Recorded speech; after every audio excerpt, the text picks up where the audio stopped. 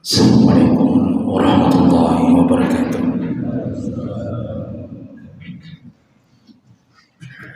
Innal hamdalillah nasta'inuhu wa nastaghfiruh wa na'udzu bihi min shururi anfusina wa min sayyiati a'malina.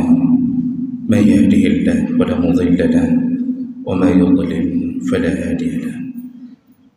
Asyhadu an la ilaha illallah wahdahu la syarika lahu وأشهد أن محمدا عبده ورسوله الكريم. اللهم صل وسلم على نبينا وسيدنا المصطفى محمد وعلى آله وأصحابه أجمعين. أما بعد، رب اشرح لي صدري ويسر لي أمري واحلل عقدة من لساني yafqahu qawli. Segala puji bagi Allah, kemudian salawat dan salam kepada Rasulullah, pada keluarga dan seluruh sahabatnya yang Allah muliakan insyaAllah. Kita masih membahas tentang golongan orang-orang yang didoakan oleh malaikat.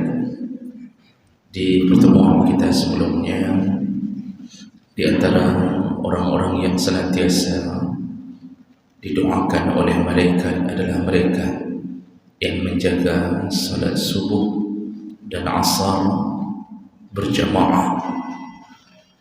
Barang siapa yang melakukan kedua salat tersebut dalam keadaan berjamaah, yaitu di waktu pergantian malaikat menghadap Allah, maka semua mereka didoakan oleh para malaikat, yaitu malaikat memohonkan ampun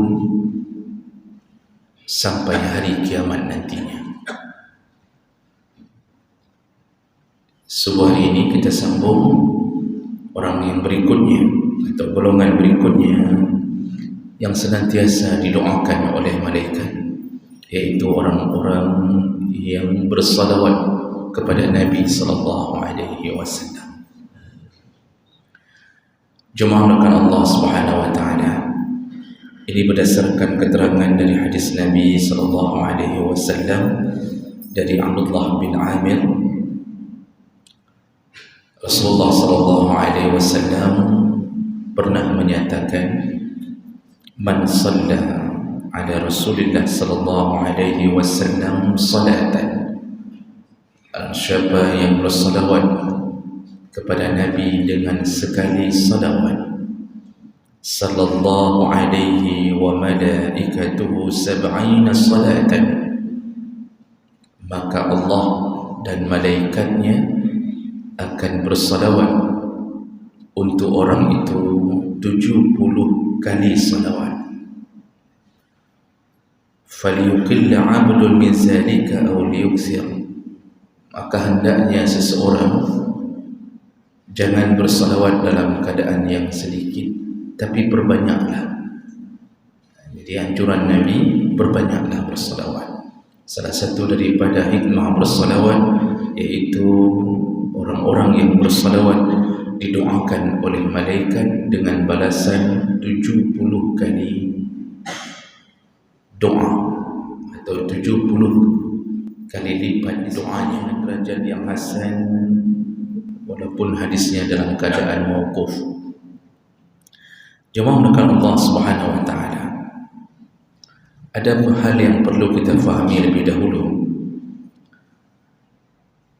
Kalau seandainya kita mendengarkan kalimat Allah bersalawat kepada Nabi, maka para ulama menyebutkan maksud kalau Allah yang bersalawat, yaitu Allah memuji Nabi sallallahu alaihi wasallam di hadapan malaikat-malaikat Allah. Makanya kita mendengarkan innallaha wa malaikatahu yusalluna 'alan nabi, sesungguhnya Allah dan malaikatnya bersalawat kepada Nabi. Jadi kalau dari Allah kepada Nabi, itu bermakna Allah memuji-muji, mengagung-agungkan nabinya yang bernama Muhammad sallallahu alaihi wasallam.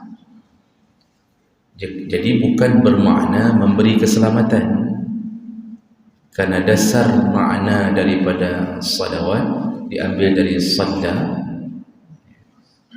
Itu makna dasarnya adalah mendoakan, memberi rahmat, memberi ampunan. Jadi kalau seandainya kita memaknakan sesungguhnya Allah bersalawat pada Nabi dengan maksud kalimat mendoakan atau memberi keselamatan, ini yang selalu menjadi andalan orang-orang kafir yang menyatakan Muhammad itu bukan pemberi keselamatan, dia sendiri belum tentu selamat. Kenapa? Tuhannya saja masih terus mendoakan keselamatan untuknya. Jadi itu salah memaknai. Jadi kalau Allah yang bersalawat pada Nabi, tafsir Ibnu Katsir pun menyebutkan begitu. Itu maksudnya Allah memuji-muji, mengagung-agungkan Nabi di hadapan malaikatnya. Jadi bukan memberi keselamatan. Nabi kita itu maksum, terjamin surga, terjamin surga. Bagaimana orang yang terjamin surga lalu kemudian didoakan agar masuk surga? Bahkan beliau bisa menjamin sahabat untuk masuk surga. Nabi pernah menjamin 10 sahabat langsung disebutkan nama surga. Nabi bisa menjamin amalan-amalan tertentu surga. Bagaimana mungkin orang yang menjamin orang lain surga, dia sendiri tidak ada jaminan surga? Ini tidak masuk akal. Makanya tersesatlah mereka yang berani mengatakan bahawa Rasulullah tidak ada jaminan surga. Tersesatlah mereka. Nah, jadi itu yang perlu dipahami pertama, bahawa salawat Allah, innallaha, sesungguhnya Allah dan malaikatnya bersalawat pada Nabi, itu bermakna Allah mengagungkan Nabi di hadapan para malaikat, bukan menyelamatkan, kerana Nabi dipastikan selamat. Lalu kalau yang dimaksud dengan manusia bersalawat atau hamba Allah bersalawat pada Nabi, itu bermakna hamba memohon kepada Allah agar Allah memuji Nabi dan membalas keselamatan untuk orang yang memohon. Jadi kita memohon kepada Allah, Allahumma salli ala Muhammad, ya Allah, bersalawatlah kepada Nabi. Itu kita yang bermohon sebenarnya, memohon kepada Allah agar Allah menyelamatkan kita dengan salawat, dengan permohonan kita kepada Allah untuk bersalawat pada Nabi. Jadi itu doa, itu sebenarnya doa untuk menyelamatkan diri sendiri. Sekaligus nanti termasuk salah satu hikmahnya bukti cinta kita pada Nabi sallallahu alaihi wasallam. Di sini pernah kita andaikan seorang mahasiswa memuji-muji dosennya, itu bukan untuk membuat dosen itu tersanjung, tapi tujuan si mahasiswa untuk mendapatkan nilai yang bagus dari si dosen. Begitulah fungsi kita.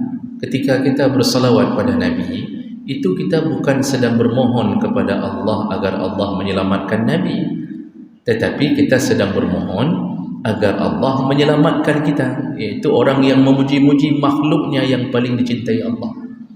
Jadi kita sedang memuji-muji kekasih Allah agar Allah membalas pujian kita dengan menyelamatkan kita. Maka disitulah berlaku balasan Allah. Maafkan Allah Subhanahu wa ta'ala.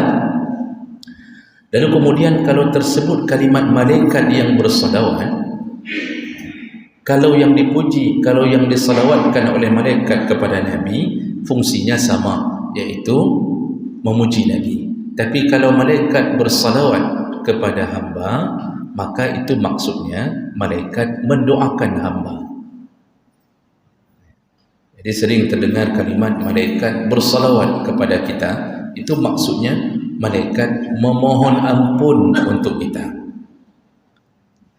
Jadi kalau sudah begitu, ketika tersebut kalimat innallaha wa malaikatahu yusalluna 'alan nabi ya ayyuhalladzina amanu sallu 'alaihi wa sallimu taslima, itu maksud dari kalimat dalam surat Ahzab itu adalah Allah memuji Nabi, malaikat memuji Nabi, dan kalau kalian wahai orang yang beriman ingin dipuji oleh Allah, ingin dipuji, didoakan oleh malaikat, maka bersalawatlah kepada Nabi sallallahu alaihi wasallam. Dan ini berarti menjadi suruhan Allah untuk memperbanyak salawat.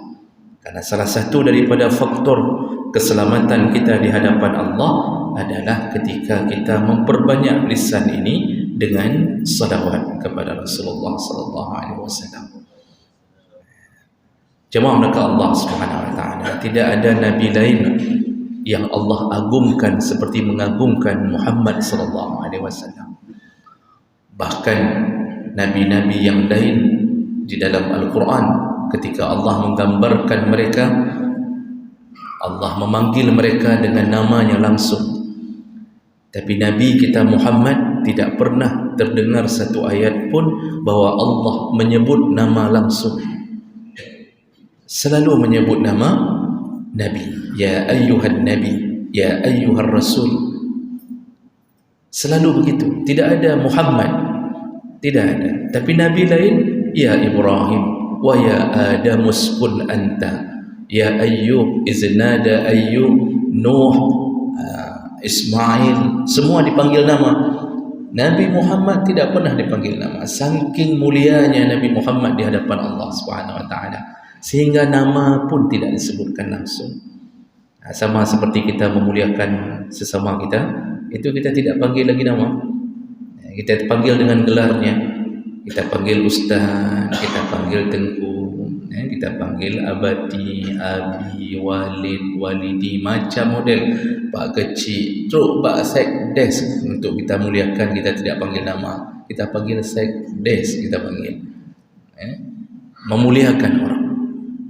Begitulah hebatnya Nabi di hadapan Allah Subhanahu wa ta'ala. Dan ini salah satu daripada jalan kita umat Muhammad dilempangkan Allah menuju surga, salah satunya keberkahan dari Rasulullah sallallahu alaihi wasallam. Perjuangan Nabi menyelamatkan kita menuju ke surga Allah tidak berhenti di balik penderitaan beliau. Nabi pernah mengatakan, aku diutus oleh Allah kepada kalian bagaikan seorang laki-laki yang menghidupkan api, lalu kemudian datang binatang-binatang yang menyukai api. Artinya ada di mana ada cahaya, binatang itu datang, dan aku telah mengusir mereka, dan laki-laki itu telah mengusir mereka, mengusir binatang itu jangan sampai masuk ke dalam api. Tapi binatang-binatang itu memaksa diri terjun ke dalam api. Begitulah fungsiku kepada kalian, kata Rasulullah. Aku diutus untuk mengusir kalian dari pintu neraka. Jadi kan Nabi benar-benar mengatakan, jangan lakukan ini, jangan lakukan itu, ini neraka. Lalu juga Nabi mengatakan, lakukanlah ini, lakukanlah itu, ini surga. Tapi nekat, di antara kita ada yang nekat. Nabi sudah bilang ini haram, ini haram. Nekat, kita memilih masuk neraka sendiri setelah Nabi mengajarkan kita jangan masuk ke situ. Makanya Allah mengatakan ulaika kal an'am, orang-orang yang nekat masuk ke dalam neraka itu seperti binatang ternak, bal hum adhal, bahkan lebih buruk daripada binatang ternak. Kenapa Allah menyamakan dengan binatang ternak bahkan lebih buruk? Sederhana, kita sudah pernah bilang, coba seret kambing, ikat kambing, coba suruh jalan, paksa bahkan untuk terjun ke dalam api. Kita bakar api, kita bakar satu kumpulan sampah, hidupkan api, seret kambing. Coba lihat, ada tidak kambing yang dengan sukarela terjun ke dalam api? Tidak ada. Semua bergeser. Kita paksa mereka lari, putus tali yang kita pegang. Tidak akan ada binatang ternak manapun mau terjun ke dalam api, tidak ada. Tapi kita sudah tahu riba itu haram, sudah tahu berzina haram, sudah tahu mengupat haram, sudah tahu mengadu domba haram, sudah tahu menjadi provokator haram, sudah tahu segala-galanya. Dan itu api menyala. Kita tahu itu api yang menyala. Kita terjun, sengaja terjun. Maka Allah mengatakan, balhum adhal, lebih buruk, lebih tersesat daripada binatang. Kan sederhana. Kalau kita fikir, so lebih makai binatang dengan gedanya. Siapa yang lebih punya otak binatang dengan kita? Lebih punya otak binatang, takut dengan api. Orang yang ahli maksiat tidak ada otaknya. Makanya itu Allah katakan lebih buruk daripada binatang. Tapi orang hari ini begitu kita bilang lagi binatang kabur maksiat, marah dia, padahal dia lebih buruk daripada binatang. Makanya orang-orang yang tidak salat hari ini, pengedar-pengedar sabu-sabu, itu sebenarnya lebih rendah daripada binatang. Karena dia memilih api. Sedangkan binatang tidak pernah memilih api. Nah, jemaah melakukan Allah Subhanahu wa taala. Maka Nabi Muhammad sallallahu alaihi wasallam terus berusaha menghindarkan kita dari api sampai hari kiamat pun Nabi tidak berhenti memohon keselamatan pada umatnya. Ketika beliau meninggal, beliau mengingat umatnya. Ketika beliau setelah berada di hari mahsyar nanti, di padang mahsyar, Rasulullah menggambarkan kehidupan di padang mahsyar ketika kita diizinkan naik ke atas titian sirat. Yang pertama sekali diizinkan adalah umat Muhammad sallallahu alaihi wasallam.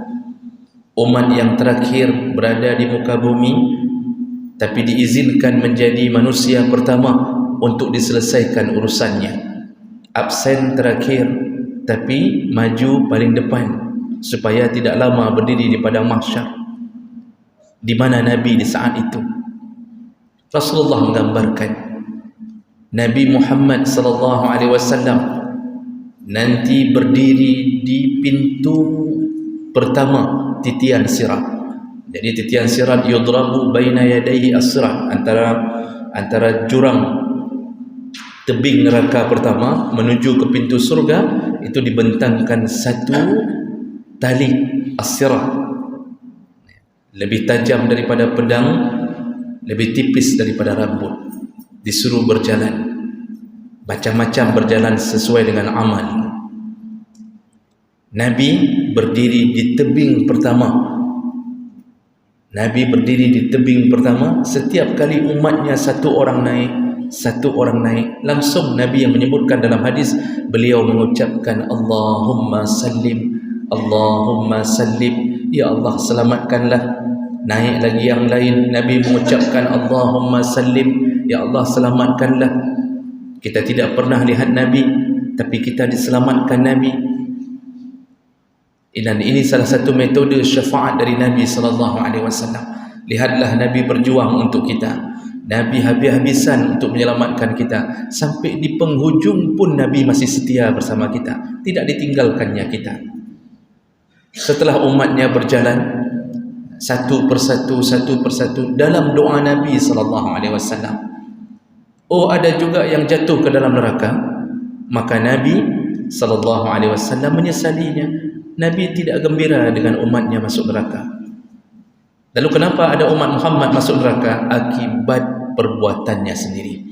Maka jemaah melakukan Allah, agar kita terus berada di dalam bimbingan Nabi, bimbingan Allah, salah satunya adalah berbanyaklah bersalawat. Sekali bersalawat, balasannya bukan sekali, tetapi 10 kali. Berdasarkan hadis Nabi sallallahu alaihi wasallam riwayat Muslim dari Abu Hurairah radhiyallahu anhu, kata Rasulullah, man shalla alayya salatan, barang siapa yang bersalawat kepadaku sekali, sallallahu alaihi ashra, maka Allah bersalawat untuknya 10 kali. Kita memohon ke Allah untuk bersalawat kepada Nabi. Allahumma salli ala Muhammad. Allah balas salawat itu diselawatkannya kita 10 kali, balasannya 10. Jadi sebenarnya salawat itu salah satu bahagian daripada proses penyelamatan. Namun kalau orang bersalawat saja tapi tidak salat, ini ujungnya juga neraka. Karena ibadah mahdhah dalam rukun Islam itu kunci utama. Salawat tidak masuk dalam rukun Islam, tapi bahagian daripada penyelamatan. Orang yang tidak salat lalu sibuk dengan salawat, tidak ada jaminan masuk surga. Tidak ada. Nah, kemudian jemaah melakukan Allah Subhanahu wa taala dengan salawat. Rasulullah sallallahu alaihi wasallam juga menyatakan yang banyak bersalawat mereka akan mendapatkan syafaat Nabi di hari kiamat nantinya. Rasulullah mengatakan dalam hadis riwayat Tabrani dengan derajat yang hasan dari Abu Darda radhiyallahu anhu, man shalla alayya hina yusbihu ashran wa hina yumsi ashran, barang siapa yang bersalawat kepada aku di waktu pagi 10 kali dan di waktu sore 10 kali, kata Rasulullah, adrakathu syafaati yaumal qiyamah, maka dia akan mendapatkan syafaatku di hari kiamat. Jadi orang-orang yang bersalawat 10 kali pagi, 10 kali sore, maka berhak untuknya untuk mendapatkan syafaat di hari kiamat dari Nabi sallallahu alaihi wasallam. Dan ini dibantu dengan hadis yang lain yang menyatakan perkara yang sama. Lalu kemudian salawat juga bahagian daripada keabsahan salat. Tidak sah salat ketika salawat tidak dibaca dengan benar. Maka salawat dalam tasyahud akhir menjadi rukun salat. Tidak baca salawat tidak sah salat. Ini menunjukkan apa? Ibadah kita pun yang paling utama, tiang agama, tergantung pada salawat. Ada salawat tidak benar kita baca salawatnya, artinya hurufnya salah, berbeza makna, maka juga tidak sah salat. Jadi semua rukun qauli, bacaan-bacaan yang wajib dalam salat itu harus benar cara bacanya. Maka sampai pada kalimat tahiyat itu harus dipelajari kembali berulang-ulang. Guru-guru mengatakan bukan at-tahiyatul tapi at-tahiyyatul. Jadi ada orang sehari ini meringankan lidahnya, at-tahiyatul, mubah, salah, at-tahiyyatul. Sampai segitunya. Salawat rukun di dalam salat. Tidak diterima salat tanpa salawat kepada Nabi sallallahu alaihi wasallam. Dan kemudian salawat juga menjadi tanda makbulnya doa, kunci pembuka makbulnya doa. Rasulullah sallallahu alaihi wasallam menyebutkan dalam hadis riwayat Dailami dengan derajat yang hasan dari Anas bin Malik, kata Rasulullah, kullu du'ain mahjubun, setiap doa akan terhijab, tidak diterima Allah. Setiap doa terhijab, Allah tidak mau terima, hatta yusalli ala nabi, sampai orang yang berdoa itu bersalawat kepada Nabi sallallahu alaihi wasallam, baru dia sampaikan permintaannya kepada Allah. Dalam hadis yang lain dari Fadalah bin Ubaid radhiyallahu anhu, Rasulullah sallallahu alaihi wasallam menyebutkan,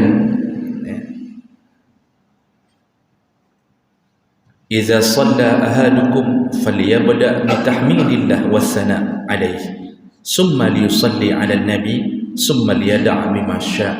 Hadis riwayat Tirmizi dengan derajat yang hasan. Barang siapa yang berdoa di antara kalian, kata Rasulullah, pertama sekali mulailah bitahmid, pujilah Allah lebih dahulu, wasana, puji-pujilah Allah lebih dahulu, kemudian bersalawatlah kepada Nabi sallallahu alaihi wasallam, barulah dia berdoa sesuka hatinya. Jadi dalam proses berdoa kalau mau makbul, yang pertama puji Allah, baru puji Nabi. Jadi urutannya Allah itu tetap lebih tinggi daripada Nabi. Jadi jangan kira Allah sudah partnernya Nabi dan Nabi partnernya Allah. Tidak. Nabi itu Rasul, utusan Allah. Yang kita sembah bukan Muhammad, yang kita sembah adalah Allah. Maka dalam zikir, dalam doa, tetap Allah dulu yang kita sebut, baru Nabi. Mohon maaf, di mana-mana saya sering mengatakan seharusnya urutan zikir yang diajarkan Nabi setelah istighfar itu Allahumma antas salam dulu. Jadi puji dulu Allah, baru salawat. Yang kalimat pertama itu istighfar. Itu bukan puji Allah, itu istighfar. Tidak ada satu ulama pun mengatakan astagfirullah itu puji Allah. Tidak. Itu kita yang memohon kepada Allah, ya Allah, aku mohon ampunkan dosa. Apa kata Nabi dalam hadis? Nabi selesai berzikir, selesai salat, dia mengucapkan istighfar 3 kali, lalu kalimat berikutnya puji Allah.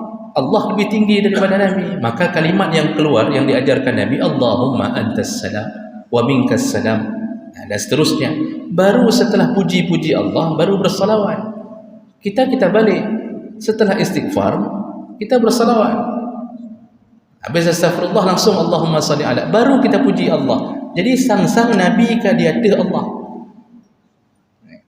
Dalam doa saja juga diajarkan begitu. Mau makbul doa, puji dulu Allah, baru puji Nabi SAW. Mungkin karena kebiasaan mulut dan menginging dari sebuah masjid ke masjid yang lain. Jadi menginging dikira itu urutannya sudah benar. Tidak ada dalil satupun yang menyatakan suruh salawat dulu baru puji Allah. Bahkan bagi mereka yang berfikir agak sedikit ekstrim, itu kaligrafi Allah dan Nabi saja banyak yang protes ketika kita meletakkannya bersamaan. Ketika kaligrafi Allah dan Muhammad kita letakkan sejajar, ada yang protes di kalangan orang-orang saleh, mengatakan Muhammad bukan partnernya Allah, bukan teman Allah. Muhammad utusan Allah. Seharusnya kaligrafi itu begini, Allah di atas, Muhammad di bawah. Jadi janganlah cinta kita pada Nabi mengaburkan keagungan Allah Subhanahu wa taala. Jadi jemaah maka Allah Subhanahu wa taala, salawat kunci dimakbulkannya doa oleh Allah Subhanahu wa taala. Jadi kalau kita berdoa, jangan begitu angkat tangan langsung melakih aja baik. Langsung ditutup oleh Allah. Apapun kita minta ditutup oleh Allah. Jadi puji dulu Allah, salawat pada Nabi, lalu kemudian mintalah, insya-Allah dikabulkan Allah Subhanahu wa taala. Jadi ini memang bahagian daripada hak Allah untuk memporsikan Nabi sebagai kekasihnya. Tidak sebut nama Nabi, berangkat, tidak diterima apapun oleh Allah Subhanahu wa taala. Nah, ini banyak sekali hadis-hadis yang memuji-muji keagungan Nabi melalui salawat. Juga salawat menjadi bahagian tanda kita tidak kikir, karena kata Rasulullah, sekikir-kikirnya umatku ketika disebutkan namaku di hadapannya, lam yusalli alaihi, tidak dia salawatkan, dia tidak bersalawat kepada aku. Namaku disebut di hadapannya, tidak bersalawat. Makanya kalau ada ceramah, ada tausiah, disebut nama Nabi, maka kita ikut bersalawat. Semua yang dengar ikut bersalawat. Kecuali yang disebut Muhammad bukan Nabi. Muhammad apa misalnya, Muhammad Amin, Muhammadnya ke Nabi yang disebut. Jadi jangan fikir semua Muhammad kita salawat. Selain yang dimaksud Nabi tidak perlu bersalawat. Karena kadang-kadang ada yang model Muhammad yang lain, kadang-kadang memang pengedar sabu-sabu. Begitu kita sebut nama dia, bersalawat semua ke dia, hanya boleh. Ya, jadi yang disuruh bersalawat kalau mendengarkan nama Nabi SAW. Baik, tidak habis waktu, tidak cukup waktu dan tidak habis kata-kata untuk memuji Nabi. Maka intinya adalah bersalawatlah banyak-banyak. Semoga Allah bersalawat kepada kita, menyelamatkan kita sampai menuju ke surga Allah Subhanahu wa taala. Subhanakallahumma bihamdik, asyhadu an la ilaha illa anta, astaghfiruka wa atubu ilaik. Wassalamu alaikum warahmatullahi wabarakatuh.